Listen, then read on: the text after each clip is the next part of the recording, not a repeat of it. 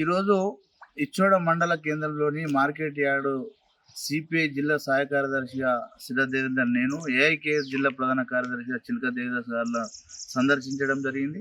ఇక్కడ ఇచ్చోడ మండలకు సంబంధించినటువంటి అన్ని ఇచ్చోడ ఎడుకోటలో కానీ సిరికొండ కానీ సిరిచెల్లిమ కానీ చుట్టుపక్కల ఉన్నటువంటి సెక్రటరీ పరిధిలో ఉన్నటువంటి ఇల్లీగల్గా పత్తి కొనుగోలు, తొగళ్ళు, శనగలు కొనుగోలు చేస్తున్నటువంటి దుకాణాలు నడుస్తున్నాయి సార్.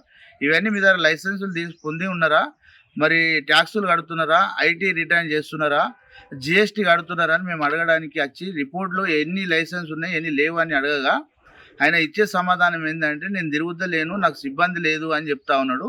మరి సిబ్బంది లేకుండా మీరు ఎట్లా పని చేస్తున్నారు? రైతులు ఆత్మహత్యకు పాల్పడుతున్నారని మీరు చూడనట్టు వ్యవహరిస్తున్నారు. మీరు ఇది ఏం పద్ధతి అని అంటే, నేను 8 సంవత్సరాల నుంచి ఇక్కడనే ఉన్నా, దాదాపుగా 8 నుంచి 20 కోట్ల డబ్బులు తిన్నాయి, మీరు ఏం చేస్తారో చేసుకపోండి అని అహంకారపూరితంగా ఇక్కడ సెక్రటరీ గారు మాట్లాడడం జరుగుతుంది. ఇక్కడ సిబ్బంది కూడా ఏదైతే ఇక్కడ ఏది డాటా ఎంట్రీ ఆపరేటర్ గారు కానీ ఇక్కడ ఉన్నటువంటి సిబ్బంది కానీ ఎన్నిసార్లు వచ్చినా ఇక్కడ స్థానికంగా ఉన్నటువంటి రిపోర్టర్లు కూడా ఎన్నిసార్లు దాన్ని బయటకు తెలియజేసినా, ప్రజలకు తెలియజేసినా, అధికారులకు తెలియజేసినా పట్టించుకునే పాపాన పోతలేరు. కాబట్టి మేము సిపిఐ పార్టీగా అలాగే ఏఐకేఎస్ జిల్లా సమితిలుగా డిమాండ్ చేస్తూ ఉన్నాం. వెంటనే ఈ సెక్రటరీని సస్పెండ్ చేసేయాలి. ఇక్కడ వేరే సిబ్బందిని కూడా కొత్త సిబ్బందిని నియమించాలి. ఇక్కడ ఇచ్చోడ మండల ఈ సెక్రటరీ పదవిలో ఉన్నటువంటి అన్ని గ్రామాల ప్రజల రైతులను ఆదుకోవాలని మేము డిమాండ్ చేస్తూ ఉన్నాం. లేని పక్షంలో ఈ విషయమై సెక్రటరేట్ అవసరమైతే కొత్త ప్రభుత్వం ఏర్పడినటువంటి రేవంత్ రెడ్డి గారిని కూడా కలిసి ఈయన వ్యవహారాన్ని వివరించడం కూడా జరుగుతుందని తెలియజేస్తా ఉన్నాం.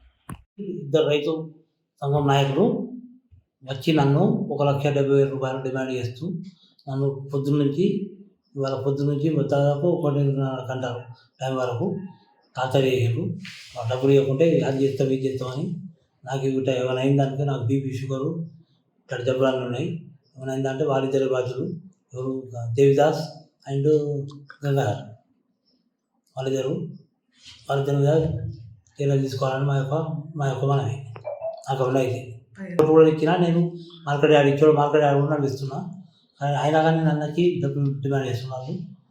ఇప్పుడు అది గత 15 రోజుల నుంచి తెప్పకొచ్చి నన్ను పరేషాన్ చేస్తున్నారు. కాబట్టి మీకు తెలియజేస్తున్నాను.